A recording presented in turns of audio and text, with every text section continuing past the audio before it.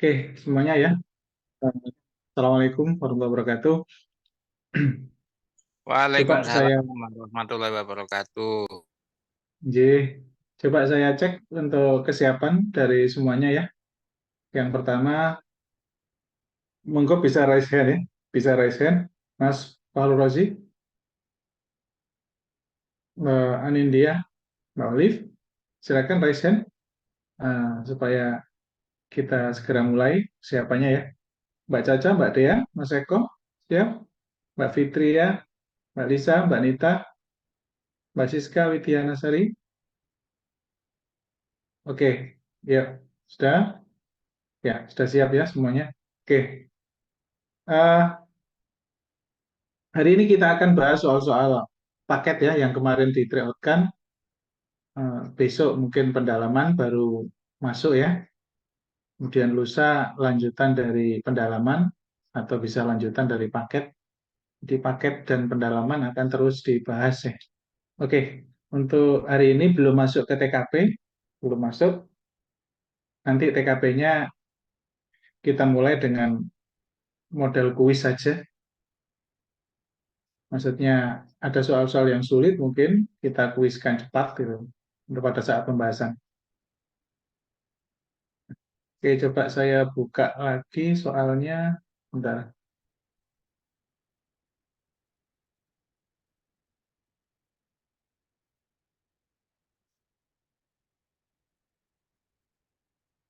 Oke, ya.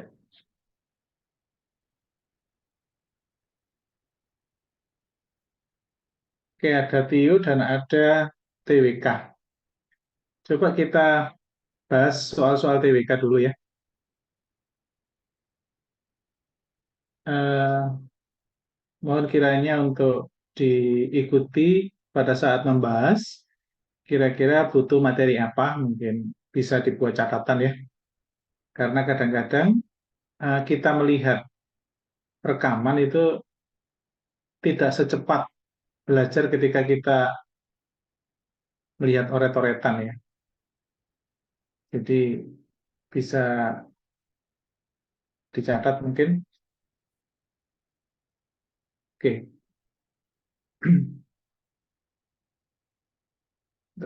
PWK ya. Nah, ini ya. Oke. Soal-soal TWK adalah soal-soal implementasi ya. Soal-soal pengamalan. Jadi soal-soal yang narasinya panjang-panjang, kemudian kita diminta untuk menalarkan soal itu ke arah mana yang paling eksplisit, paling dekat dengan narasi soalnya. Jadi seperti ini, tentunya kita baca bahwa poin dari cerita ini adalah ada yang melakukan kesalahan dan kesalahan itu sepertinya sepele ya, sepele karena keterpaksaan tidak punya uang untuk beli obat karena anaknya sakit. Tetapi karena itu mencuri, tetap saja itu dihukum ya. Artinya dalam hal ini hakim melakukan sesuatu yang memang menganggap bahwa hukum itu tidak pandang bulu ya. Jadi kalau kita mengacu ke opsi lain, memang seakan-akan ya sama juga, kelihatannya betul juga. Tetapi yang paling dekat dengan narasi cerita itu adalah hukum tidak pandang bulu siapapun yang salah. Ya. Kalau ini jelas tidak ya, karena tidak melakukan uh, pengambilan keputusan yang salah, kemudian keputusan hakim tidak manusiawi, ya memang terkesan begitu. Kita tidak boleh terjebak di sini, karena manusiawi atau tidak manusiawi itu acuannya harus jelas, yaitu acuan hukum. Oke ya, saya kira nomor satu tidak terlalu sulit. Kemudian nomor dua, ini juga soal nalar. Soal nalar, wujud dari pengamalan Pancasila pada sila kedua ya. Pada sila kedua. Jadi bangsa Indonesia ini jelas ada kaitannya dengan ketertiban dunia, di mana ada gerakan non-blok. Jadi gerakan yang tidak memihak. Ketika gerakan tidak memihak, maka secara tidak langsung akan menciptakan ketertiban dunia. Hal yang paling spesifik yang sesuai dengan konteks soal gerakan non-blok. Begitu. Jadi hal yang positif C itu, tetapi positifnya tidak spesifik menuju arah soal. Jadi begitu ya. Poin dari soal itu apa, kemudian yang paling dekat dengan soal itu yang mana. Kemudian ini pengamalan Pancasila, sudah jelas bahwa ada kata musyawarah mufakat, maka jelas sila keempat ya. Sangat mudah nomor tiga. Kemudian nomor empat, kalau bicara tentang Pancasila sebagai media pemersatu, di mana di situ ada aneka ragam suku, budaya, maka, nah ini poinnya, kecuali. Kalau kecuali ya jelas ya, cari yang negatif. Karena di sini fungsi yang negatif, manfaat yang negatif jelas ada di B. Ya, ada di B. Kelihatannya memiliki ikatan yang kuat, itu bagus ya. Tetapi poin yang membuat dia negatif adalah kesukuan. Jadi paham uh, primordialisme, alias paham yang dia hanya mengutamakan kepentingan mayoritas sukunya saja. Gitu. Jadi hati-hati, ini adalah kecuali. Kalau kita tidak jeli, maka kita akan mencari yang kalimat paling manis yang kaitannya dengan masalah keanekaragaman budaya. Gitu, hati-hati. Nomor 5,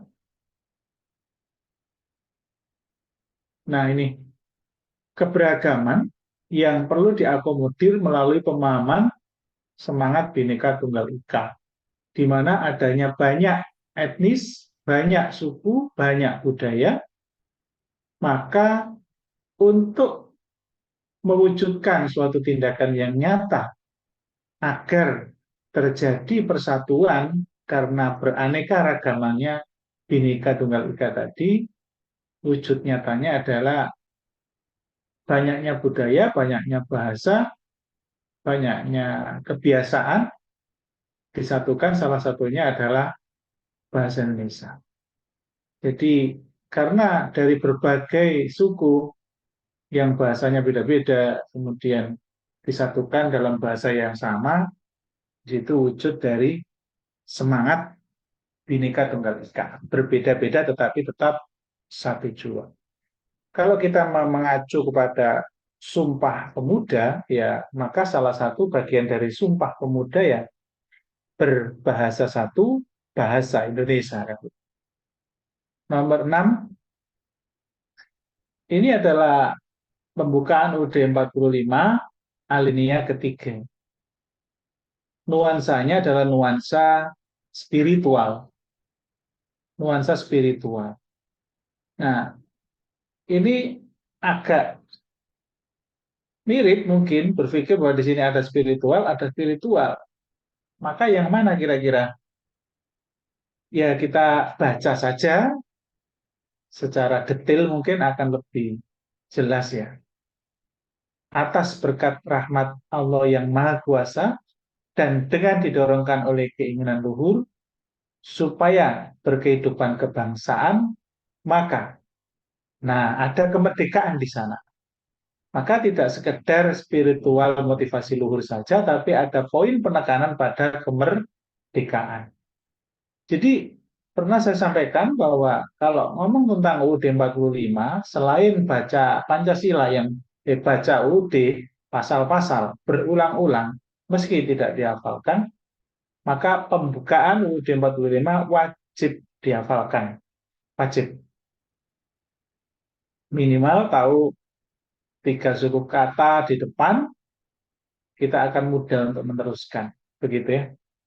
Di pembukaan bahwa sesungguhnya kemerdekaan ialah hak segala bangsa. Nah, artinya berarti alinea 1 terkait dengan penjajahan harus dihapuskan. Artinya penjajahan tidak sesuai dengan prinsip kemanusiaan. Kemudian terus alinea kedua, dan gerakan kemerdekaan kebangsaan Indonesia telah sampailah kepada saat yang berbahagia dengan selamat sentosa.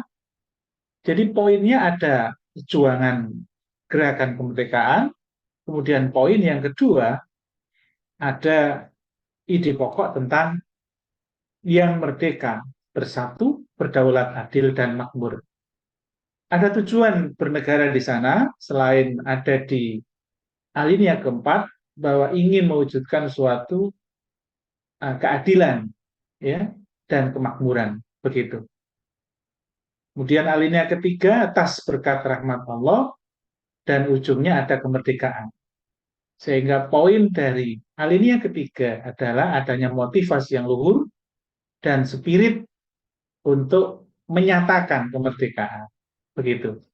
Kemudian alinea keempat, kemudian daripada itu untuk membentuk suatu pemerintah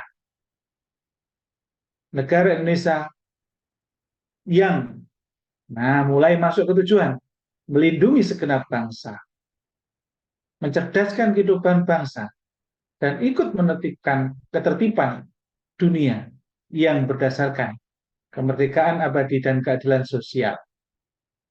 4 tujuan bernegara itu ada di sana.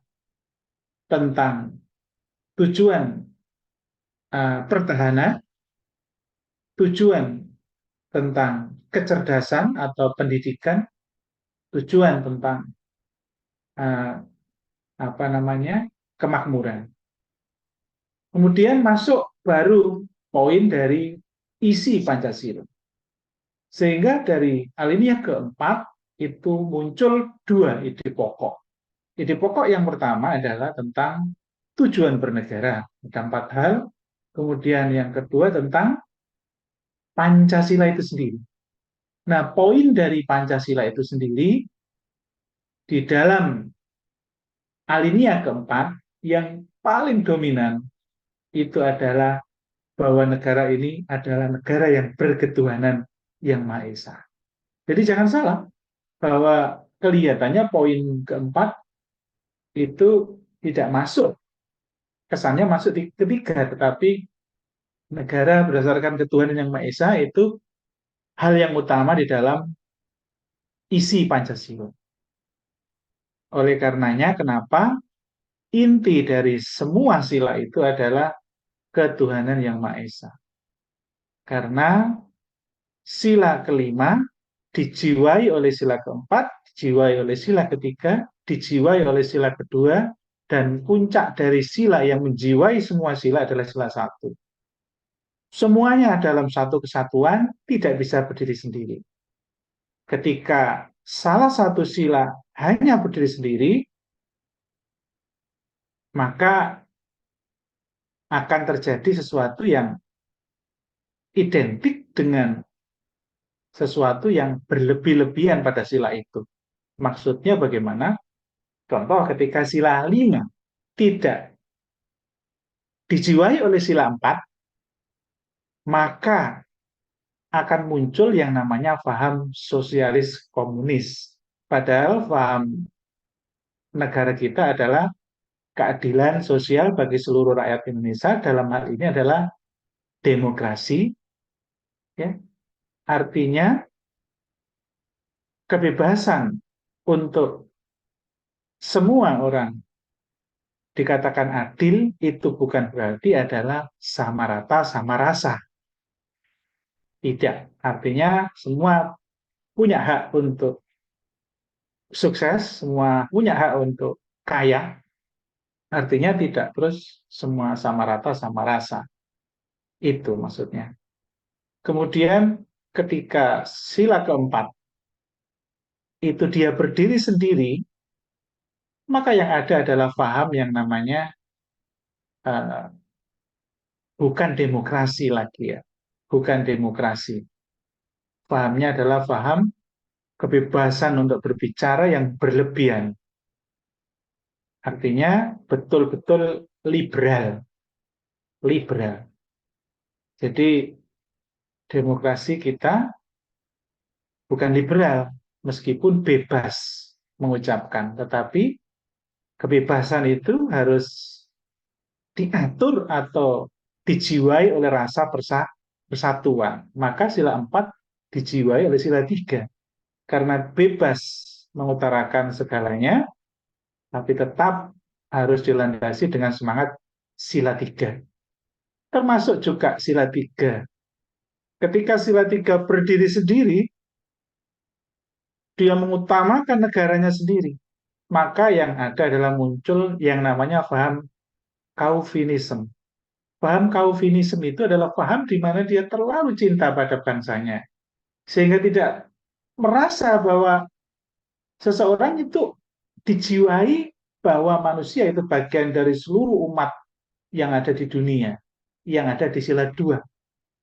Bahwa bangsa Indonesia merupakan bagian dari seluruh umat manusia. Disitulah munculnya perdamaian dunia. Jadi sila kedua, butir-butirnya, itu ada di situ. Bahwa kemanusiaan itu tidak hanya untuk Indonesia saja, tapi masyarakat dunia. Sehingga persatuan bukan berarti bersatu hanya negaranya, terlalu cinta pada negaranya, tidak, tetapi tetap saling menghormati antar negara. Ada di dalam sila kedua. Termasuk sila kedua juga gitu. Harus dilandasi oleh sila ke-1. Kalau tidak, maka akan muncul yang namanya paham kosmopolit. Jadi teori-teori itu kalau dirunutkan gitu asik sebetulnya. Ini saya hafal ini, bukan baca ya. Saya hafal, saya paham betul runutannya, nggak baca sama sekali. Jadi kemanusiaan yang adil dan beradab tetap pijakannya adalah bahwa manusia tetap punya Tuhan. Indonesia tetap punya Tuhan. Jadi negara yang berketuhanan. Makanya ketika tidak bertuhan, tidak beragama itu melanggar, ya, melanggar begitu. Ateis istilahnya ya. Oke. Jadi kenapa kok puncak dari segala sila, sila 1? Itu karena itu. Gitu. Jadi makanya ketika ada ada istilah siapapun yang bisa menjalankan sila 1 dengan baik, maka sila-sila lainnya akan terbawa semua. Itu. Jadi kalau ada soal-soal yang mana sila yang paling menjiwai semua ya sila 1. Oke, nomor 7, alinea kedua. Nah, alinea kedua dan pergerakan kemerdekaan kebangsaan Indonesia. Artinya bahwa bukan negara Indonesia pernah dijajah. Apa coba? Pernyataan tersebut telah membuktikan bahwa, oh ya, betul ya, dan pergerakan kemerdekaan kebangsaan Indonesia telah sampailah pada saat yang berbahagia dengan selamat sentosa mengantarkan rakyat Indonesia ke depan pintu kemerdekaan. Artinya ketika ngomong ke depan pintu kemerdekaan, artinya berarti bangsa Indonesia merdeka. Bangsa Indonesia pernah dijajah. Begitu. Jadi kalau nggak hafal ya memang main tebak jatuhnya. Nomor 8. Pada bulan Ramadan, nah ini gampang ya, sikap saling toleransi antar umat beragama. Begitu ya. Poinnya di situ. Poin. Kerjasama tolong-menolong bagus memang. Poin dari nilai ketuhanan juga. Tetapi ini nggak spesifik kaitannya dengan menghargai atau toleransi terhadap umat agama lain yang menjalankan ibadah puasa. Kemudian nomor 9, Pancasila adalah ideologi negara. Tidak cukup dihafal silanya, tetapi bisa diimplementasikan. Nah, di bawah ini yang bukan, hati-hati, hati-hati, yang bukan sila kedua. Bukan sila kedua jelas. Kalau urusan masalah musyawarah ya sila keempat. Sudah, yang lain sila kedua. Gitu. Bapak, ini ada kata keadilan kok sila kedua. Nah, itu makanya ada poin di sila kedua dan sila 5 yang itu ada banyak kemiripan. Membela kebenaran dan keadilan itu ada sifatnya adil untuk dirasakan semuanya, adil dari peran pemerintah terhadap rakyatnya di situ. Jadi cenderung sila 2 itu pengamalannya kalau urusan saling tolong-menolong, urusan kemanusiaan itu adalah hubungan antar pribadi. Jadi man to man face, hubungan antar pribadi. Bukan man dengan kelompok, bukan government dengan kelompok, bukan government dengan masyarakat. Tetapi man to man, single man to man, begitu. Juga masalah suka memberi pertolongan, hati-hati. Sila 2 itu ada suka memberi pertolongan, sila 5 juga ada suka memberi pertolongan. Apa bedanya di sana? Ketika poin suka memberi pertolongan di sila 2 itu sifatnya adalah untuk kemanusiaan. Tetapi ketika sila 5 memberi pertolongannya ada muatan yang lebih luas, menciptakan suatu rasa keadilan. Mengangkat derajatnya, menolong dalam arti mengangkat derajat. Contoh, tidak sekedar memberikan makan, tetapi memberikan modal untuk berdiri sendiri. Itu sudah masuk sila 5. Beda ketika memberi makan kepada orang yang kena korban bencana alam secara langsung, maka itu sila 2, relawan gitu. Nah, jadi rumitnya di situ. Kemudian hak dan kewajiban juga ada yang beda antara sila 2 dan sila 5. Sila 2 ada kaitannya dengan hak asasi, hak dasar hidup. Kemudian sila 5, hak dan kewajiban yang sifatnya umum untuk kelompok yang lebih besar. Begitu. Kemudian nomor 10, ada poin di sini tentang aspirasi, opini. Ya jelas, kalau ngomong aspirasi, ngomong pendapat, ya berarti itu sila keempat, kan begitu. Ya, kalau ngomong sila keempat, berarti mengemukakan pendapat, kan gitu. Perbuatan selaras dengan nilai Pancasila. Ya mengemukakan pendapat. Ini selaras, ini selaras, ini juga selaras. Inilah soal-soal hot kalau TWK ya. Apa yang paling spesifik ke soal, itu yang terbenar. TWK rasa TKP itu namanya. Jadi pendapat kaitannya dengan aspirasi, kaitannya dengan opini. Kalau yang C tidak spesifik, narasi soalnya tidak kena. Begitu. Nomor 11, fenomena otonomi khusus.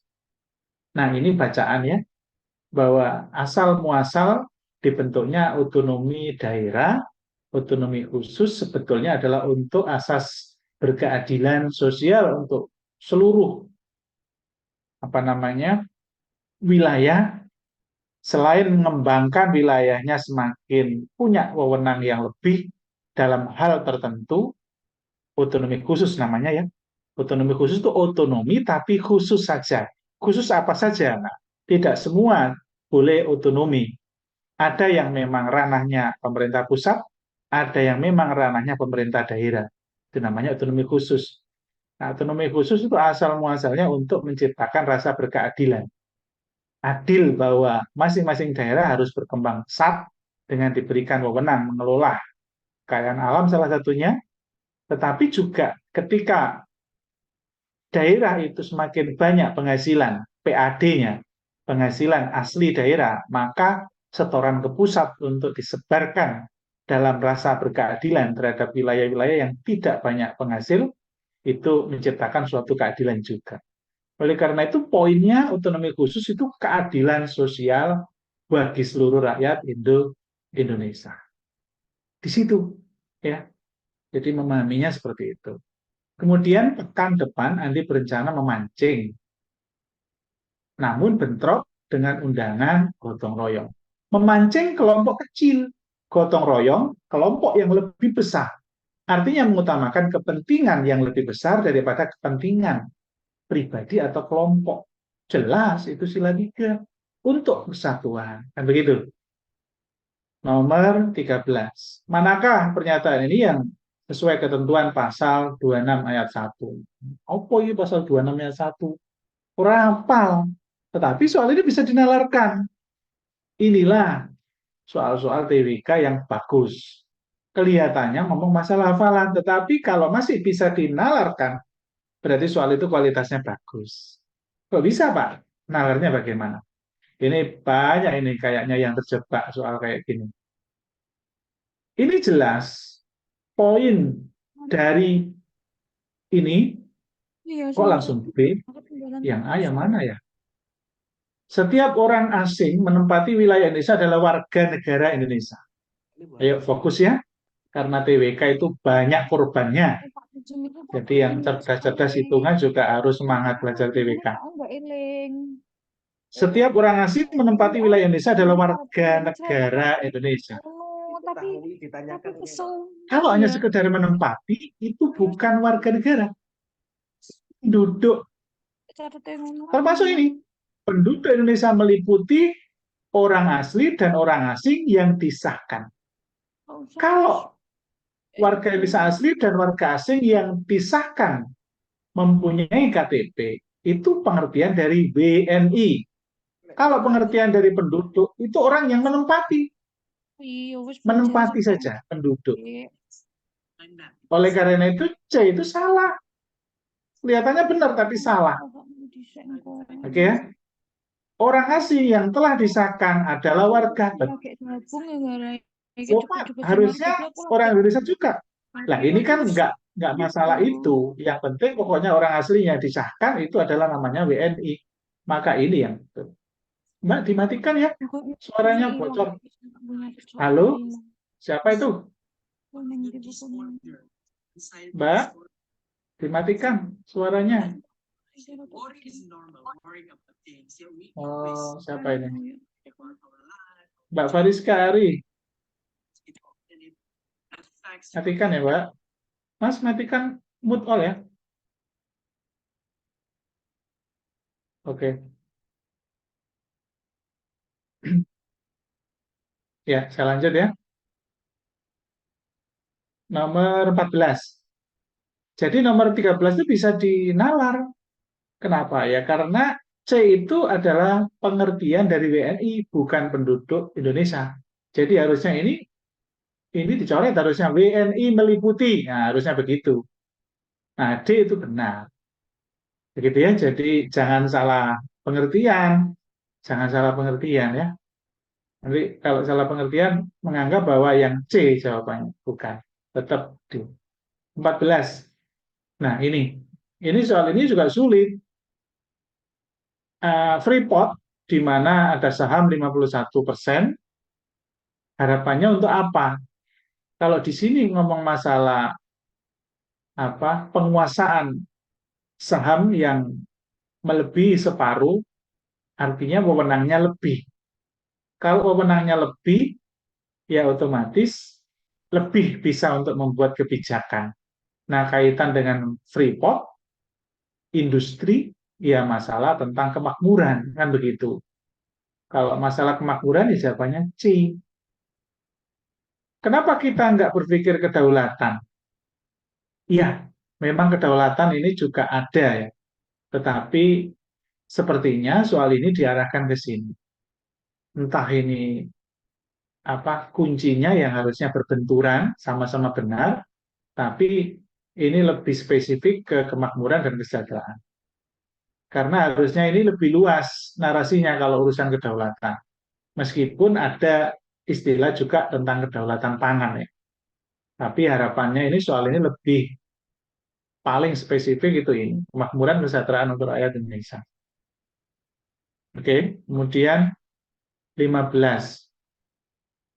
Salah satu tujuan bernegara adalah kesejahteraan umum, memajukan kesejahteraan umum, mencerdaskan kehidupan bangsa, dan ikut melaksanakan ketertiban dunia yang berdasarkan kedaulatan abadi dan keadilan sosial. Jadi memajukan kesejahteraan umum, wujud nyatanya dilakukan dengan cara adalah, jadi ini tujuan negara Indonesia, kesejahteraan umum, artinya luas ini, luas. Kalau luas berarti tidak sekedar di dalam, tapi keluar juga. Keluar juga. Contoh yang keluar adalah, ini di dalam, ini keluar. Ya, jadi jawabannya adalah, yang mana? Ini atau ini? Ini masalahnya kesejahteraan, ini sejahtera. Bukan perdamaian ya, bukan. Sejahtera. Kalau sejahtera ya berarti masalah ekonomi ya, masalah ekonomi. Sehingga kelompok UMKM atau usaha menengah kecil mikro ya. Jadi memberikan kredit usaha dengan bunga ringan. Artinya dia mewujudkan kesejahteraan umum. Karena orang-orang yang punya usaha ketika diberikan kredit dengan bunga ringan, ya otomatis efeknya ke banyak masyarakat kan begitu. Lanjut nomor 16 tentang subbahasa Indonesia. Nah, ini kan pernah saya sampaikan ya. Salah satu yang keluar selain bacaan untuk bahasa Indonesia menarik ide pokok, kesimpulan, itu juga ada kaitannya dengan penulisan ejaan yang benar. Penulisan ejaan yang benar. Oke ya? Dalam hal ini adalah penulisan masalah angka. Angka. Cara kepepet, kalau kita lupa teori, kayaknya nggak enak, berarti itu nggak benar. Kalau kepepet. Kalau kepepet. Atau diingat-ingat kalau ngetik bagaimana kalau kepepet. Tapi kan bukan begitu ya, bukan begitu. Harus tahu uh, teorinya ya. Untuk bisa belajar teori, itu lebih baik langsung ke soal, sehingga memetakannya jelas. Tahu langsung aplikasi bentuk soalnya. Seperti ini, angka. Kalau hanya satu kata, maka ditulis dengan huruf. Maka apakah ini benar? Salah. Kita disuruh mencari yang benar. Berarti bukan B jawabannya. Ini jelas semuanya pasti tahu ya. Namanya kalau ke ya harus dikasih strip. Kalau alamat maka harus ditulis dengan angka. Berarti salah, salah. Kalau di depan maka harus ditulis dengan huruf di depan. Nah, sekarang yang ini. Kalau lebih dari dua kata, maka harus ditulis dengan angka. Maka ini benar. 25. Ada 3 suku kata. Ada 3 kata. Maka harus ditulis dengan angka. Kalau hanya 2 kata atau 1 kata, maka ditulis dengan angka. Huruf. Huruf. 30 huruf. 5 huruf. Nggak boleh angka. Kalau 25 berarti harus tulis dengan angka. Pokoknya lek dawa ditulis dengan angka gitu. Eling-elingnya gitu. Lek panjang ditulis dengan angka, lek pendek ditulis dengan huruf. Tetapi kalau di depan, meskipun 2 atau 3 kata ditulis dengan huruf. Gitu ya. Tahu ya huruf dengan angka ya bedanya. Nomor 17. Penggunaan kata yang tidak tepat pada kalimat. Nah, ini juga menggunakan ejaan yang betul atau imbuhan, sisipan, partikel, itu semua adalah penggunaan kata yang tepat. Ini kaitannya dengan kata dasar ketika dilekati oleh awalan mo, kata dasar dilekati dengan awalan mo,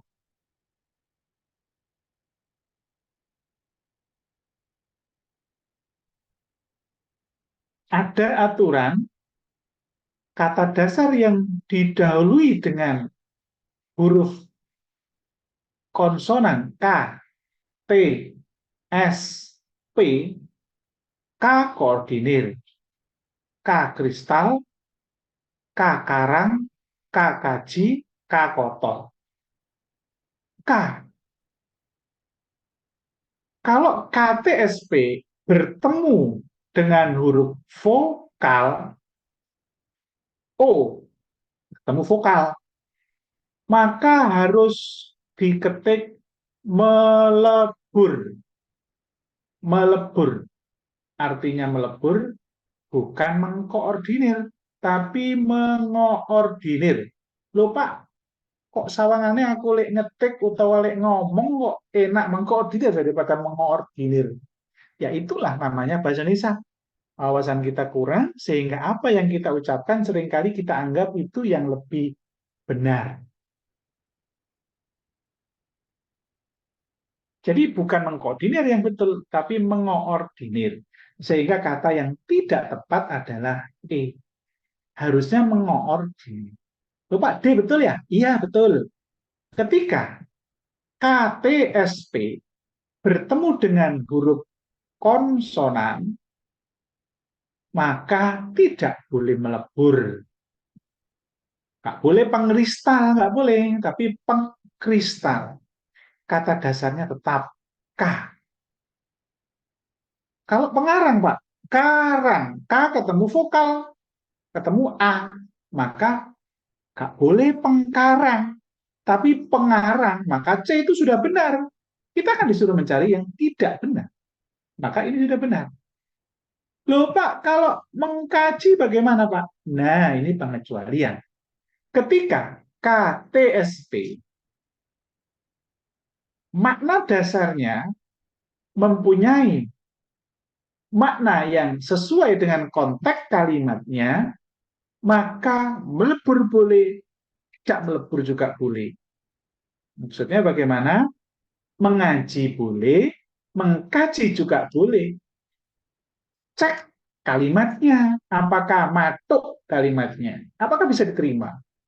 Para ilmuwan sedang mengkaji vaksin corona. Kalau mengaji malah salah. Maka konteks kalimatnya dilihat. Jadi ada kata tertentu yang melekat pada kalimat bisa mengandung makna yang berbeda, maka tidak selalu harus melebur kalau KTSP bertemu vokal. Nah, mudah-mudahan paham ya. Artinya yang B benar. Justru kalau mengaji malah salah. Bertolak belakang dengan E, mengoordinir. Begitu. Karena mengkoordinir dengan mengoordinir maknanya sama. Vokalisasinya saja yang benar adalah mengoordinir. Begitu. Kita sedang mengaji Al-Quran. Betul. Kalau nuansanya suara. Kita sedang mengaji Al-Quran dengan suara keras. Maka mengaji betul, bukan mengkaji. Kalau mengkaji artinya menganalisa, mendalami makna, dan lain-lain. Gitu ya. Kalau yang A, apakah betul? Betul. Nggak boleh mengkotori, harus melebur. Karena baik mengotori maupun mengkotori maknanya sama. Beda dengan mengkaji dan mengaji. Nah, itu yang mudah-mudahan paham. Pelan, detail, mudah-mudahan tidak jelimet. Nomor 18.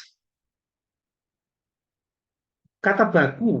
Nah, ini ya, ada penggunaan kata efektif yang sering keluar, ejaan yang disempurnakan, imbuhan, partikel, kalimat majemuk setara dan bertingkat, kalimat baku. Nah, ini sering keluar. Dan yang paling butuh hafalan, kosakata atau literasi bahasa Indonesia, yaitu kata baku. Harus hafalan. Harus. Nggak ada pilihan lain. Maka hafalkan kata-kata yang sering terucap, tetapi sering diduga kita tidak tahu. Itulah yang diduga akan dikeluarkan. Contoh, ini kok material, apa maksudnya ini? Ini materai ini ya, maksudnya ya. Materai. Ayo, ngaku. Ngaku. Silakan, chatroom, ngaku. Jenengan sering salah nulis meterai atau materai. Ayo ngaku lah, sering nulis materai. Padahal yang betul itu meterai. Maka itu salah. Kita disuruh mencari yang baku. Maka ini salah. Yang betul meterai. Izin. Sering paling ngetik izin. Padahal yang betul izin. Malpraktek. Sering ini terucap. Tetapi yang paling betul adalah malapraktek. Kan begitu. Dokter praktek. Praktik atau praktek. Nah, seringkali kita salah. Kwitansi pakai KU atau KW? Yang betul pakai KU, kwitansi. Maka ini jawabannya yang betul. Jadi jangan kui ya. Kalau yang B itu apa maksudnya? Tidak paham saya. Oh ini. Ini adalah nama sebuah burung, maka kalau nama sebuah burung harus nyambung. Kakak tua ini nggak boleh dipisah. Jadi karena dia nama sebuah burung, bukan kakaknya tua, bukan, tapi burung kakak tua. Maka kakak dan tua harus harus disambung, dirangkai. Nomor 19. Nah, ini namanya literasi bahasa. Soal sinonim masuk dalam sebuah paragraf. Kenapa si pembuat soal membuat sinonim aja kok dibuat paragraf dulu? Inilah soal SKD. Lebih cenderung kita dikasih kesempatan untuk masih otak-atik kata. Otak-atik nyocok-nyocokkan konteks kalimat. Sehingga kadang kita tidak tahu artinya, tapi karena cerdik, cerdas, kita menghubung-hubungkan dengan kalimat sebelum dan sesudahnya. Jadi, ambigu lawan kata dari, nah, jelas ya, ambigu lawan kata dari taksa, jelas, ganda, jelas ya lawan katanya. Kalau tidak tahu arti sebuah kata, kadang-kadang cara kepepetnya begini. Kalau kita ingin jawab ganda, andai kan nggak tahu makna ini, maka percuma kalau jawab ganda, kenapa nggak jawab samar? Maknanya kan tetap dalam satu kelompok makna kata yang berakronim. Samar artinya ganda. Samar artinya tidak jelas. Tidak jelas artinya kabur. Kan begitu. Maka samar, ganda, dan kabur tidak mungkin itu kuncinya. Walaupun tidak tahu arti ini, maka pilihlah ini dan ini. Maksud saya begitu. Cara kepepetnya mengerucut ke situ maksudnya ya. Nomor 20. Nah, ini jelas keluar kalau menyimpulkan atau menarik ide pokok atau menentukan topik bacaan, itu pasti keluar semua peserta. Caranya bagaimana? Nggak ada pilihan lain. Banyak membaca, latihan fokus, baca kalimat demi kalimat, tahu poinnya. Dan yang paling utama adalah tahu mana kalimat yang menjadi penjelas dan mana kalimat yang dijelaskan. Kalimat yang dijelaskan, maka disitulah poinnya yang akan menjadi ide pokok atau topik paragraf itu. Contohnya ini. Kalimat yang sering menjelaskan adalah kalimat kedua dan seterusnya. Itu sering sekali. Dengan ditandai sebuah kata ganti. Deret ini, deret apa? Deret Fibonacci. Berarti di pokoknya pasti tentang deret Fibonacci. Nah, kemudian menjelaskan apa? Ini menjelaskan tentang ahli fisikanya, ahli matematikanya. Kemudian menjelaskan lagi seorang matematikawan juga sebagai ahli. Kemudian mengadaptasi, mengembangkan. Artinya deret Fibonacci dikembangkan oleh pakar matematika. Berarti mulai dari kalimat kedua dan kalimat ketiga itu ada perubahan perkembangan deret Fibonacci. Maka jawabannya adalah tentang deret itu sendiri dan kembangannya, penelitiannya. Begitu ya. Jadi cara memahaminya begitu. Menjelaskan apa, terus ditekankan lagi penjelasannya itu apa, proses ataukah tentang kelebihannya. Nah kan begitu. Misal tentang kelebihannya, oh berarti menjelaskan kelebihan dari Fibonacci. Kalau judulnya tentang seorang tokoh, maka tokoh itu akan dijelaskan sifat A, sifat B, dan lain-lain. Tetapi kalau menjelaskan banyak tokoh, maka nama-nama tokoh akan dimunculkan banyak nama, kan begitu. Jadi kita harus cerdik, tidak ada pilihan lain, banyak baca. Teori sehebat apapun, saya ngomong sejago apapun menarik konsepnya, kalau panjenengan tidak belajar membaca dan fokus dalam memahami kalimat-kalimat yang jenengan baca, percuma. Kalau saya menarik sebuah konsep, trik, itu harapannya mempercepat panjenengan bisa. Tapi kalau dibiarkan tidak belajar, podo wae begitu. Oke, lanjut tentang nasionalisme, masih TWK ya. Hakikat sebuah negara menekankan unsur pemerintahan. Artinya negara itu apa? Intinya negara adalah ya tujuannya adalah mengatur, mengendalikan. Tetapi atas nama rakyat ya, ini yang paling positif. Yang lain kok hal-hal yang banyak negatif ya, kekerasan, kekuasaan. Nah, ini wilayah tertentu kurang luas maknanya. Nomor 22. Kecakapan seorang WNI mendapat hak serta kewajiban dalam usaha-usaha bernegara ditetapkan pada saat. Nah, ini apa teorinya ya? Coba dicek ya nanti ya, kalau nggak salah ini. Coba dicek. Saya nggak ngecek kuncinya soalnya. Ini soal tahun lalu yang PWK bagus, nalar-nalar itu saya bongkar lagi. Nomor 23, kasus yang menimpa seorang ketika tidak memiliki warga negara. Nah, ini sering keluar. Ada teorinya ini ya.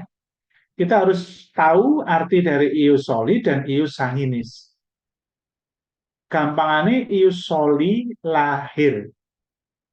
Lahir di itulah dianggap sebagai negaranya. Kalau ius sanguinis itu keturunan. Kalau keturunan dari mana, maka dia menjadi warga negaranya. Maka ada orang yang bisa menjadi bipartrit, artinya punya dua warga negara, gara-gara bisa jadi nenek moyangnya dari negara lain, terus dia lahir di negara yang mengikuti paham ius soli, maka menjadi dua warga negara. Begitu. Nah, ketika apartheid artinya A itu tidak. A itu tidak. Artinya tidak memiliki warga negara. Kalau tidak memiliki warga negara berarti berasal dari negara yang menganut ius soli dan melahirkan di negara yang menganut ius sanguinis ya. Ini ya. Ini ini dia tidak akan punya kewarganegaraan. Coba dicek ya ini. Kuncinya kalau nggak ini ya. Insya Allah ini ya. Maksudnya yang benar. Kalau kuncinya B mau dikoreksi lagi, dicek teorinya ya. Nomor 24. Nah ini jelas ya. Kalau sikap dan perilaku yang dijiwai kecintaan terhadap ini berdasarkan Pancasila dan undang-undang, ini jelas ya, nasionalisme. Cinta. Ini belum diwujudkan dalam berbagai pola kegiatan yang melebihi batas kewenangan, maka bukan patriot, pertahanan negara, dan ini enggak lah. Hanya 3 ini fokusnya bela negara, tidak nasionalisme ya. 25. Nah, ini hafalan. Hafalan kalau ini. Ini hanya sebagai sebuah hikmah bahwa ketika judul dari TWK itu ada beberapa submateri nasionalisme, integritas, pilar negara, ada judul tentang bela negara. Ini tentang bahasa. Ada kisi-kisi di bela negara, maka mbok yo pasal-pasal yang terkait dengan kisi-kisi itu minimal kita tahu. Begitu ya. Kalau undang-undang ini ya, undang-undangnya ini tentang bela negara. Jelas. Pasalnya 27 ada, 30 ada. Tetapi 30 ayat 2 ini tidak. Kalau ayat 3 iya, ayat 1 iya, ayat 130 iya. Ini yang perlu dibaca. Ya. Ini pelengkap. Ayat 2 itu pelengkap penjelas.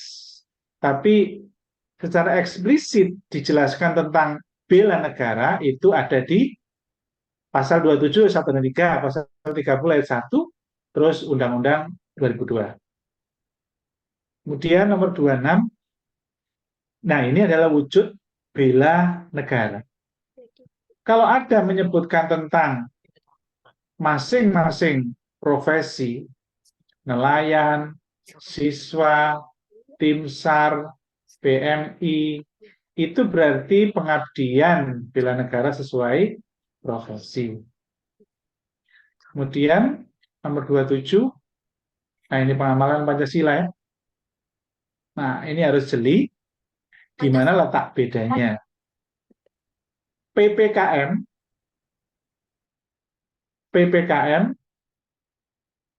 kemudian pemberlakuan PPKM darurat, kebijakan, nah poinnya ada di kalimat ujung ternyata ya. Kebijakan pemerintah yang diambil tersebut merupakan salah satu bentuk pengamalan Pancasila, yakni sila ke. Nah, ini sila ke berapa ini? Pembatasan guna menekan lonjakan. Di sini ternyata ada. Baru-baru ini pemerintah memutuskan menetapkan pemberlakuan pembatasan yang ketat. Berarti ini untuk keselamatan secara luas. Karena adanya lonjakan ini, maka harus ditekan dengan PPKM. Maka untuk menjaga keselamatan secara luas, jelas 3. Di mana di 3 itu ada sila ketiga butir ke-1 ya. Negara menjamin keselamatan bangsa. Itu ya, sila ketiga. Kemudian nomor 28.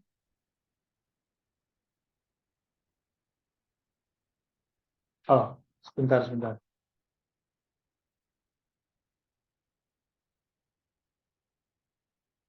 Iya, betul ya.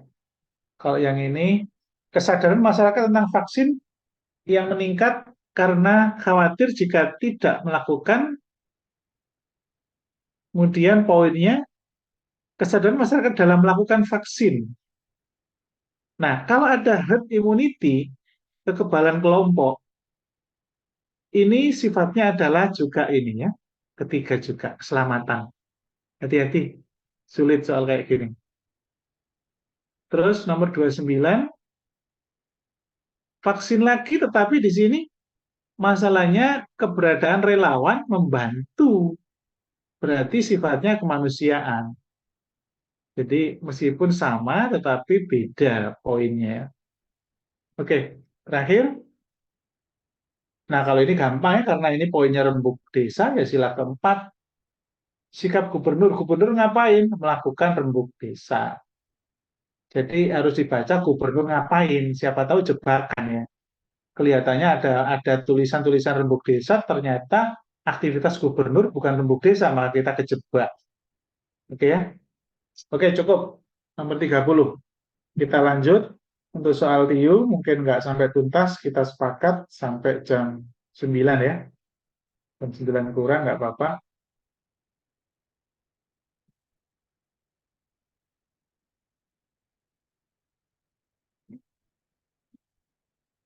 Oke, separuh aja ya, biar nggak panas. Nomor 1. Nah, ini itu angka istimewa harusnya hafal. Ini 5/8, angka istimewa. Cara mengingatnya begini, itu 5/8 atau 7/8 itu cara mengingatnya begini. Wolu ping piro ya rek sing dekat dengan sekat. Wolu pengen 6, 48. 6 gitu. 7/8. Wolu ping piro ya supaya dekat dengan 70. 8 kali 8. Berarti pasti 0,8 sekian. 875. 87, itu persen berarti 7/8. Gitu maksud saya. Jadi cara menghafalkan dengan cerdik. Tidak harus detail hafal semua angka. Sak koma-komai tidak harus. Maka 5/8 kali 32. Berarti coret-coret 4, 20. Sehingga A ini 20. Begitu. Sehingga di sini nanti diganti 20 kan ya. Kemudian B ini jelas. Akar pangkat 3 dari 64. Akar pangkat 3 kan berapa, kali berapa, supaya 64. Maksudnya kan begitu. Tapi ini barangnya harus sama. Berarti 4, 4, 4. 16 kali 4, pas 64. Sehingga hasilnya B adalah 4. Oke.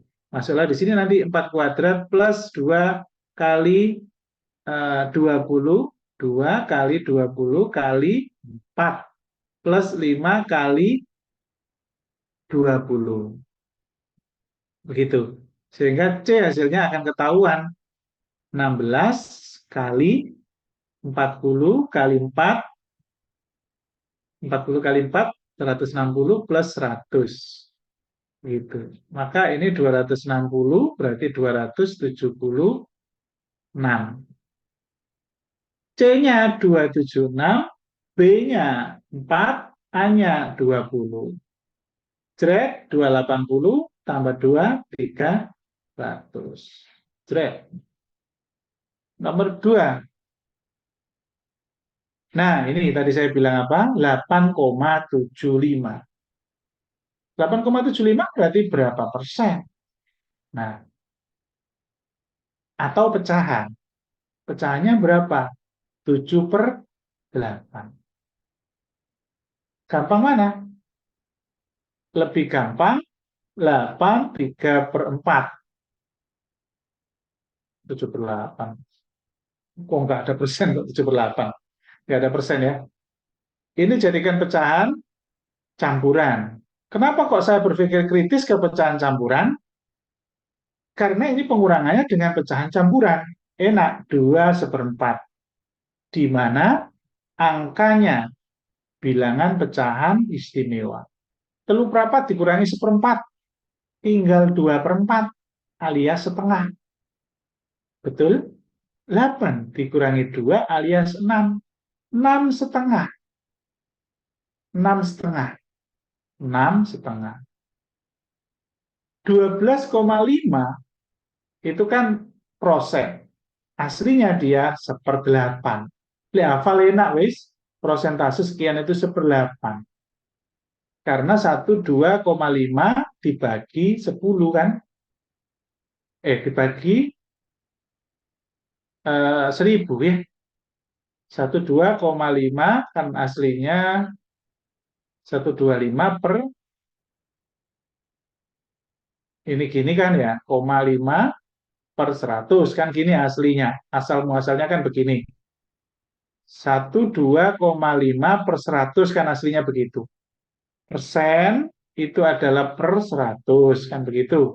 12,5 ya ditulis 12,5 gitu aja.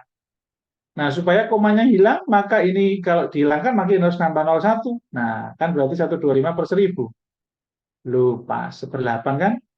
Dibagi 125, 1 dibagi 125, 8. Artinya ini 1/8. Berarti min 1/8. Setengah itu 4/8.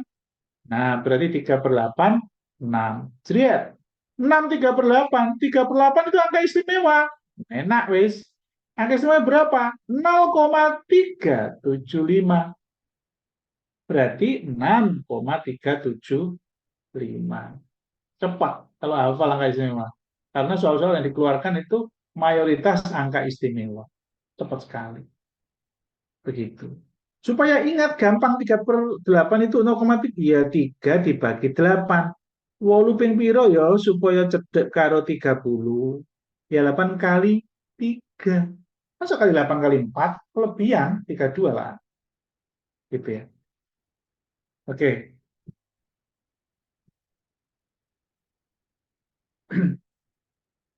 Lanjut nomor 3. Oh iya. 8,75 ini tadi kenapa kok jadi 83/4? Mungkin ada yang miss. 8,75 itu sama saja 8 ditambah 0,75. 0,75 itu 3/4. Nah, nempel kan 8 3/4. Gitu ya. Nomor 3.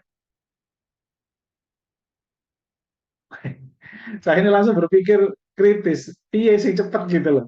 Lek sekedar ngajari garap ya semua bisa mungkin ya. Ada yang 2 menit, ada yang 1 menit, ada yang setengah menit, ada yang 3 menit. Tapi kan iya caranya cepat begitu. Bagi yang tidak bisa cepat, ya sebisanya dulu. Kemudian dicoba lagi. Iya ya Pak Zamil tadi kok cepat. Nah, coba lagi. Ya memang butuh kesabaran belajar ya. Yang pasti, bagi kali selesaiin dulu.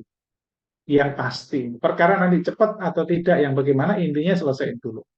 3/5, 36 dibagi ini berarti kali ya.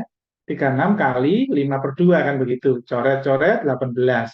18 kali ini 0, 9. 90. Dikurangi. Ini tinggal coret aja. Ini coret dengan ini. Dibagi berapa? Sing cepet iku pokoknya genep, bagi loro, akhirnya ketemu paling cilik gitu. Ben gak mikir suwi-suwi. 12, 5. Sudah, gitu saja. Jadi 12 kali 13 per 5. 12 kali 13 per 5. Kayaknya ya ongko ya. Kayaknya angkanya. Spontan ya. Sorry. 12 kali 2, 40. 12 kali 13 per 5. 24 per 10. Oh, malah. Apa-apa, nanti aja. 12 kali 13, ini per 5 ya. Dikurangi. 1,2 itu 12 per 10 ya. Kali 24. Nah, ada kaitan angka ya?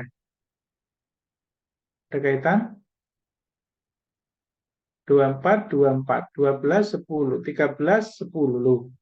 Enak, ngapain tadi kok pakai disederhanakan? Ternyata nyambung ya.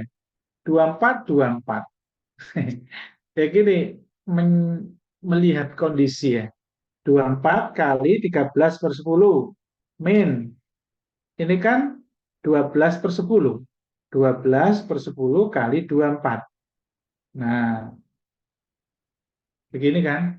Artinya 24 kali 13/10 min 12 kali 24 per 10. Nah, kan begitu. Nah, sehingga di sini bisa per 10 begini.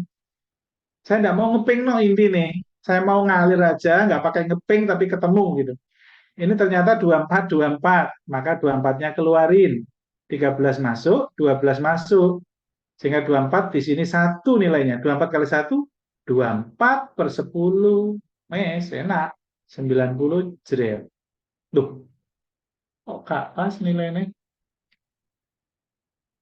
24, 10, 13. Bentar, mana ini kesalahannya? 12 per 10 sudah betul kali 24. 24-nya keluar. Min.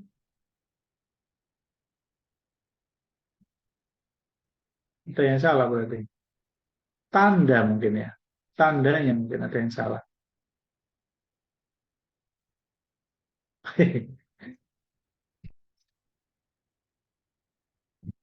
Eh,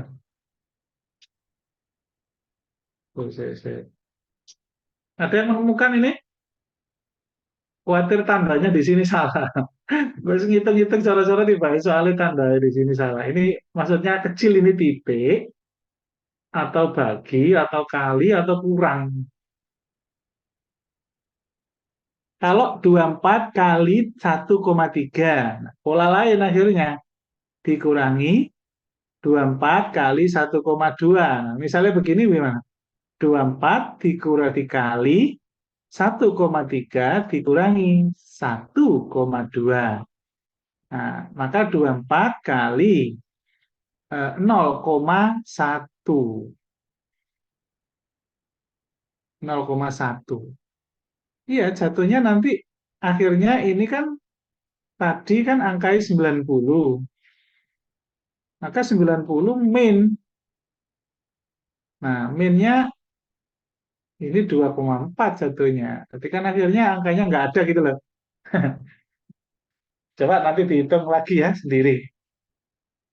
Nanti dihitung lagi sendiri untuk soal ini. Nggak ada jawabannya, bisa jadi karena tandanya ini mungkin.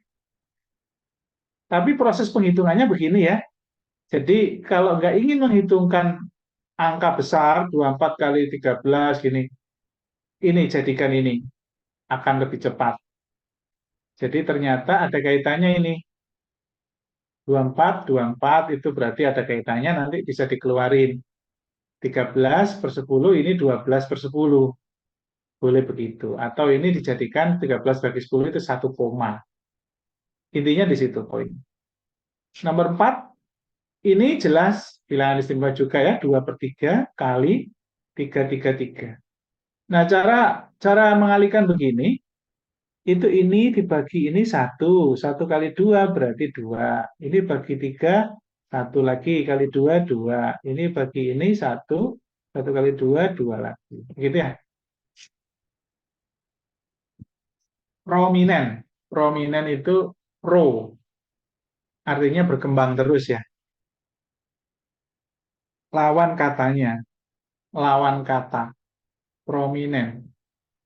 Lawan katanya apa ya? Oh iya, berarti biasa. Prominent itu kan kembang atau luar biasa. Berarti lawan katanya biasa.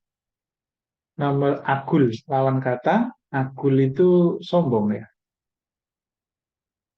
Agul, iya sombong. Berarti lawan katanya rendah hati. Tangkal, tangkis, gitu. Kalau nggak hafal itu gitu caranya ya. Di pleset-plesetnya dengan kata-kata yang karena biasanya kata serapan itu berasal dari kadang-kadang orang Jawa itu seringkali nyerempet-nyerempet gitu. Mengasih nama itu sering nyerempet-nyerempet itu dengan kata serapan aslinya. Contohnya Kersen. Kersen itu kan bahasa Inggris, tapi orang Jawa ngomong keres. Buah keres itu. Kersen. Tangkal.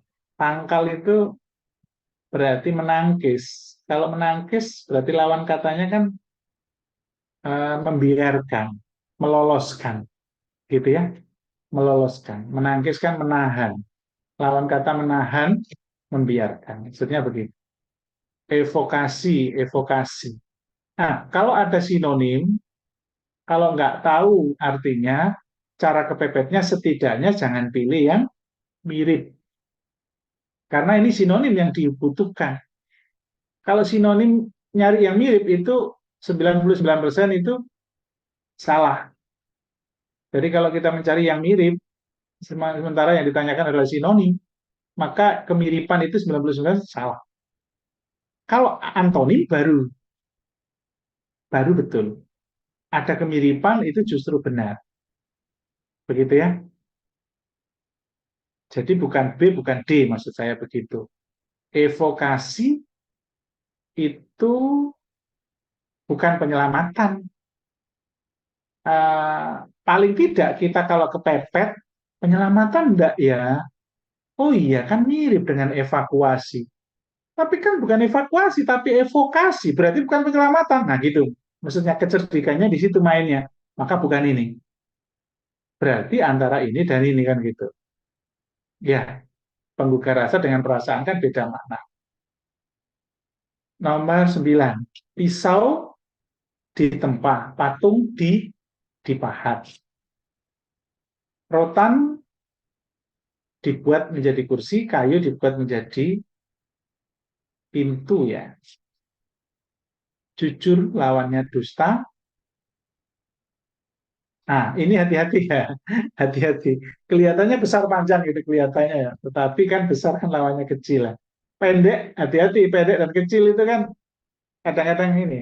Pendek dan besar itu juga kelihatannya benar. Kadang-kadang kejebak. Buru-buru maksudnya. Fiksi. Fiksi itu salah satu jenis buku. Lari ke sini, jenis buku, salah satunya fiksi. Jenis akar, salah satunya akar serabut. Karena ada akar tunggang, dan lain-lain. Oke. Kemudian analitik. Nah, ini. Soal analitik. Ini nalar cukup tinggi ya. Coba ya. Coba saya spontan kerjakan langsung masuk nggak? Nah, lajur saling berhadapan. Kan berarti begini ya. Lajur yang saling berhadapan. Ada 1, 2, 3, 4. 1, 2, 3, 4. 1, 2, 3, 4. Berhadapan-hadapan ya. 1, 2, 3, 4. 1, 2, 3, 4. 5, 6, 7, 8. Dua di antara 8 kamar tersebut kosong. Nah, poinnya di sini. 2 kosong. Karena pernyataannya ditanyakan kamar berapa yang kosong. Dan begitu. Bambang, Rian, Arif berturut-turut 1, 2, 3. Arif 1, Bambang 2, Rian 3. Itu namanya berturut-turut ya. Berarti Arif, Bambang, Rian. Gitu. Kamar Bima berada di antara kamar Ido dan kamar kosong. C. Kok langsung meloncat ke situ?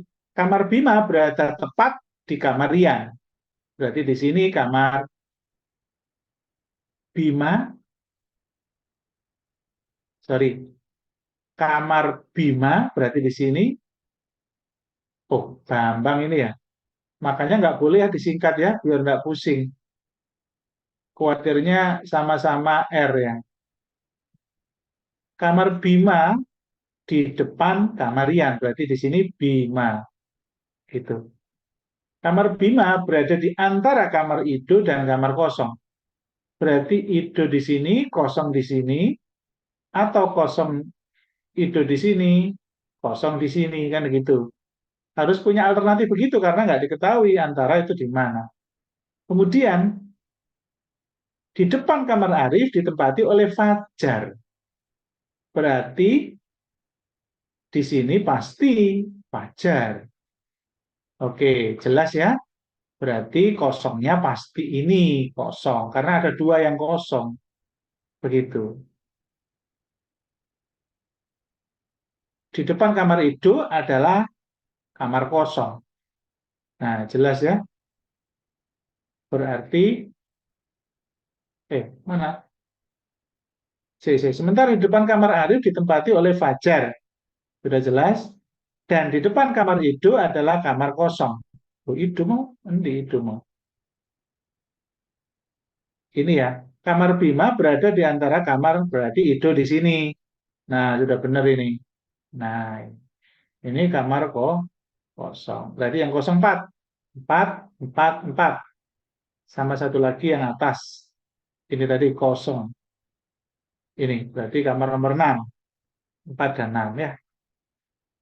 Kalau nggak fokus memang meloncat-loncat. Makanya kemungkinan ya 2 sampai 3 menit soal kayak begini. Saat cepet-cepetnya 2 menitan. Maka nggak boleh dikerjakan di awal. Harus dilewati dulu. Nomor 14. Ayo fokus 14. Ini soal panjang. Tapi kalau soal model yang bisa dimodelkan dengan P maka Q, itu enak, cepat. Ini kan P maka Q. Kalau tidak Q, maka tidak P. Nah, itu kan enak. Kan jika dan maka ini. Yang pertama adalah pertanyaannya dulu yang kita harus cek. Pertanyaannya apa? Apabila, nah ini fokusnya di sini ya, apabila Eka memilih teknik, maka Luna mungkin memilih jurusan apa? Luna, fokusnya Luna. Oke. Sekarang kalau diketahui yang pasti ada yang milih teknik, maka apakah boleh ada yang milih teknik lagi? Nah, kan gitu poinnya. Apabila ada yang milih akuntansi, maka tidak ada yang milih teknik. Berarti kan P, maka main teknik. Alias key-nya itu main teknik.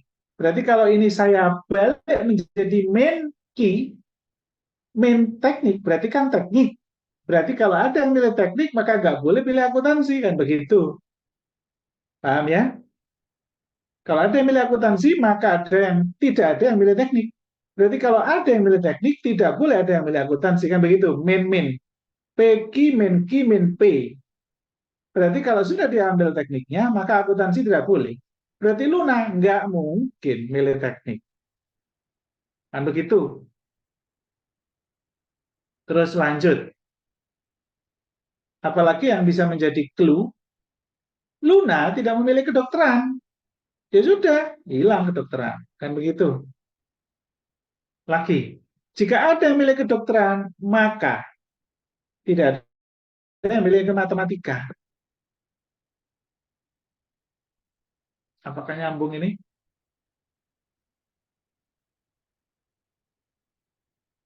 Satu di antara mereka pasti memilih psikologi. Sorry. Kok bingung saya. Saya ingin cari cara cepatnya, makanya kayak nggak perlu metakan dengan tabel. Ini cara umumnya kalau di buku-buku itu kan menggunakan tabel ini. Kalau di buku-buku itu, jadi tabelnya itu begini. Kalau di buku-buku itu, ini nama pelajarannya, terus ini nama orang-orangnya. Nanti centang gitu, gitu. Tapi saya ingin memberikan cara cepatnya. Nah, akuntansi tadi kan sudah jelas. Kalau ada yang milih teknik, maka tidak boleh ada yang milih akuntansi, kan begitu tadi. PQ, min Q, min P. Di sini poinnya. Berarti akuntansi tidak mungkin dipilih oleh Luna. Karena sudah ada yang milih teknik. Siapa itu? Eka. Maka nggak boleh milih akuntansi. Nah, itu aja. Udah tinggal D dan E.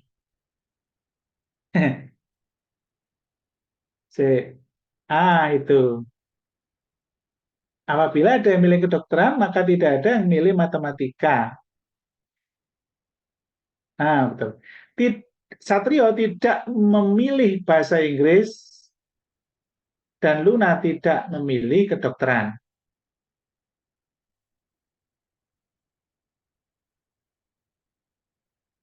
Satrio tidak milih bahasa Inggris, dan Luna tidak milih kedokteran. Apabila ada yang memiliki kedokteran, maka tidak ada yang memiliki matematika. Apabila ada yang milih matematika, maka tidak ada yang milih kedokteran. Oh iya ya.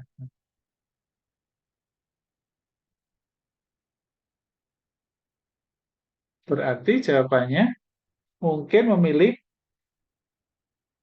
Luna tidak memilih kedokteran. Kok bingung sih soal ini?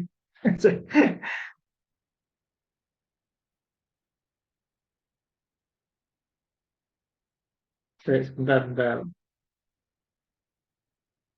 Satu di antaranya pasti milih psikologi. Eka milih teknik, maka Luna mungkin memilih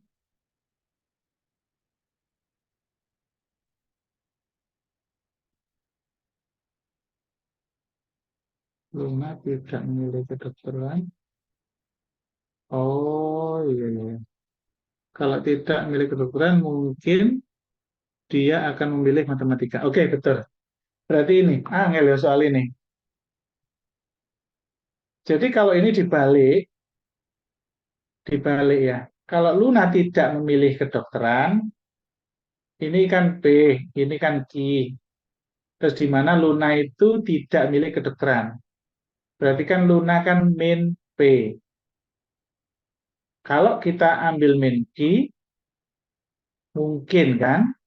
Nah, boleh dijawab mungkin. Kalau mungkin memilih matematika, mungkin juga tidak memilih matematika. Ya, betul. Dia sulit soal ini. Tinggal poin D dan E sebetulnya. Satrio tidak memilih. Oh, gampang. Jadi kaitannya antara kedokteran dengan bahasa Inggris saja. Antara kedokteran dan bahasa Inggris. Jadi kalau ada yang memilih kedokteran, maka ada yang memilih bahasa Inggris. Kan begitu. Berarti bahasa Inggrisnya betul. Ini tidak mungkin di sini ya. Betul. Konfirmasinya di situ. Oke. Jadi soal itu bisa dikerjakan dengan PG ya, dengan PG. Tidak harus dengan tabel. Kalau ada yang mencoba dengan tabel, silakan. Lebih tertata, lebih terstruktur, tidak pakai nalar-nalaran, langsung ditaruh-taruh aja. Maksudnya bagaimana? Contohnya nih, satu di antara mereka pasti memilih psikologi, gitu. Berarti kan ada di antaranya psikologi. Tapi poinnya ini dulu, Eka memilih teknik. Jadi kalau di sini kita tulis Eka, terus di sini ada teknik, maka di sini centang tekniknya, begitu caranya. Ini akuntansi, kedokteran, psikologi, matematika. Kalau ada teknik berarti akuntansi, berarti nggak boleh dipilih kan? Berarti akuntansi main. Itu maksud saya. Jadi metakannya begitu.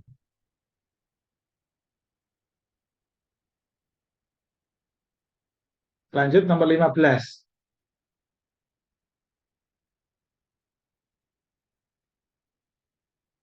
Nah, 15 ini dengan cara yang cepat ya. Poinnya di sini. Konsumen hanya bisa membeli maksimal 2 donat. 2 buah donat. Untuk setiap rasa, di antara coklat, karamel, keju, stroberi, madu, coklat kacang. Artinya, nggak boleh melebihi 2 rasa. Ya gitu ya. Oke. Coba ada petunjuk. Pertanyaannya mana nih? Oh ini, kok campur-campur begini ya? Ini titik di sini ya. Pertanyaannya di sini. Jenis donat yang tidak akan diperoleh keponakan Doni. Jadi tidak diperoleh itu kalau jenisnya itu dipilih oleh lebih dari jenisnya di apa namanya? jenis donatnya itu melebihi dari dua, itu tidak boleh dipilih ya. Karena konsumen hanya bisa membeli 2 buah donat. Artinya, kalau karamel dipilih oleh Naila, Haura juga milih karamel, maka nggak boleh ada lagi yang milih karamel, kan begitu. Maka yang melebihi dua itulah yang tidak akan diperoleh oleh keponakan Doni. Begitu maksudnya ya. Artinya mencari yang tidak diperoleh, berarti mencari yang melebihi dua rasa. Gampang, fokusnya langsung aja, mana yang dua rasa. Karamel, karamel, karamel. Berarti karamel tidak boleh dipilih. Maka jawabannya kalau enggak ini, ya ini. Sudah, ini salah, salah, salah. Wis, enak. Sekarang cek antara coklat dengan stroberi.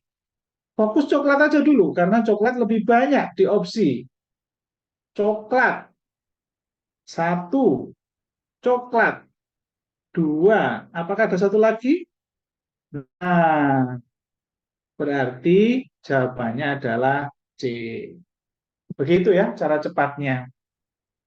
Jadi nggak usah dipetakan pakai tabel lagi kayak tadi.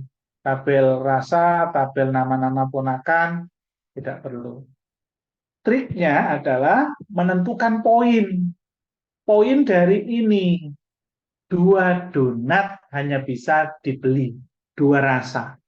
Kalau melebihi 2 rasa, yang dipilih, maka itu tidak akan boleh dibeli. Begitu ya. Oke, terakhir. Pas, pukul 9 ya. Sampai nomor 16 ya. Nah, ini bagian dari pengembangan SVT ya, jarak, kecepatan, dan waktu. Pukul berapa berarti T. Susul menyusul SM. Kalau susul menyusul V2 min V1. Tetap S per V. Tetap S per V. Nah, ini masalahnya bukan S per V ini.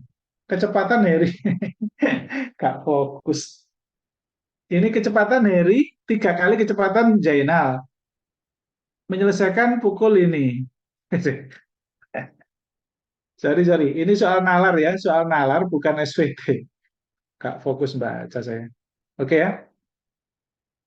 Ini soal nalar. Jadi kalau kecepatannya 2 kalinya, 3 kalinya, dan Harry menyelesaikan pukul 11.36, dan kemudian mengejar Jainal, maka pukul berapa Harry tepat menyusul Jainal? Oke, 11.36.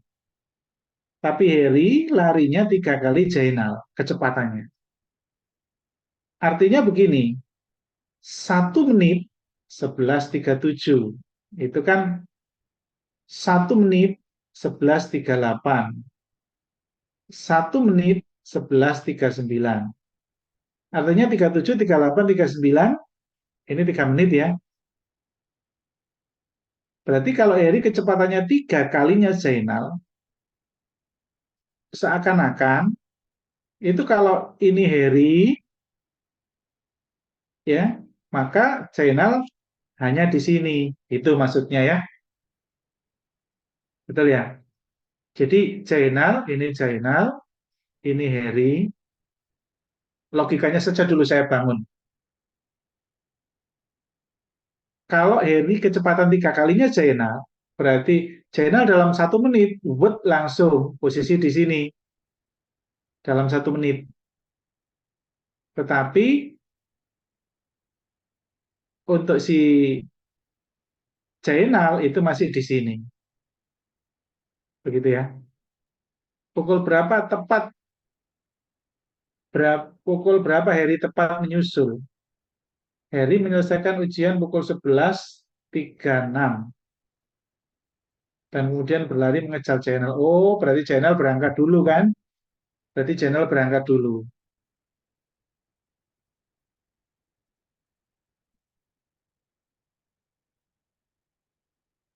Berangkat dulu, jeret. Jeret, jeret, berarti 36. Ya betul ya. Berarti 39 ya, karena 3 kali lipatnya.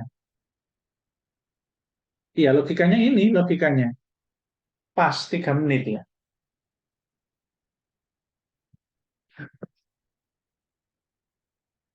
Jeret, satu, sebentar ya.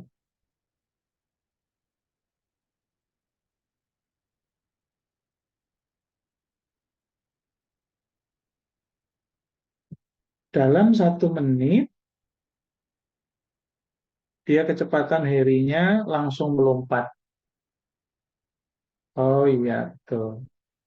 Berarti si Harry ini 36 di sini.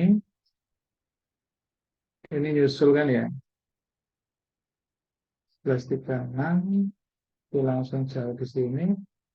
Ini sekian, sekian, sekian. Berarti ini kecepatannya langsung sampai sini. Ini nyusul, nyusul, nyusul. Iya, berarti di sini nanti jatuhnya.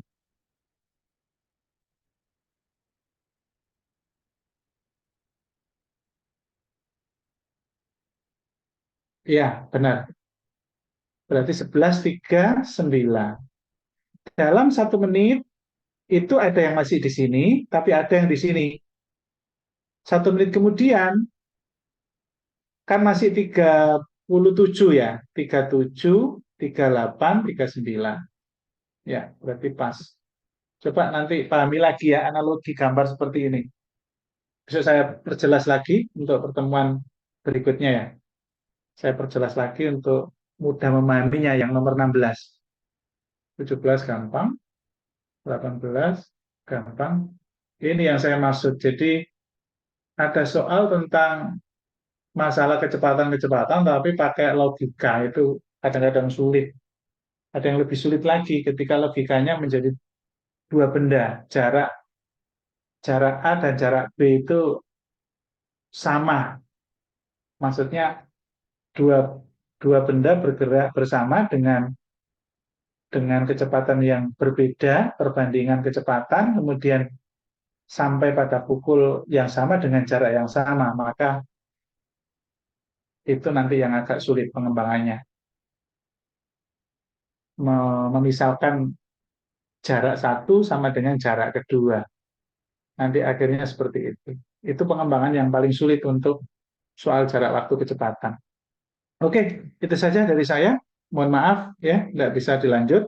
Nanti kita lanjutkan nomor 17 lebih pada hari besok dan lusa, dan pendalaman ya. Pendalamannya belum. Untuk minggu ini nanti saya infokan untuk pendalaman TIU bab tentang apa. Gitu ya. Supaya ada, ya kalau kemarin kan pendalamannya tentang perbandingan ya, perbandingan senilai dan berbalik nilai ya. Banyak soal pola-polanya. Dan nanti saya berikan soal-soal pendalaman. Harusnya saya ujikan share screen kayak biasanya, tapi tadi mulainya sudah terlambat, jadi ya jatuhnya nanti tidak bisa membahas masalah TWK juga. Oke, itu saja dari saya. Kalau ada yang ditanyakan bisa japri, nanti kalau jawabannya harus saya jelaskan bareng-bareng ya nanti sekalian besok. Oke, itu saja dari saya. Yuk, semuanya cukup ya. Sekian, ya. Ya, oke. Baik, sama-sama. Oke, Assalamualaikum warahmatullahi wabarakatuh.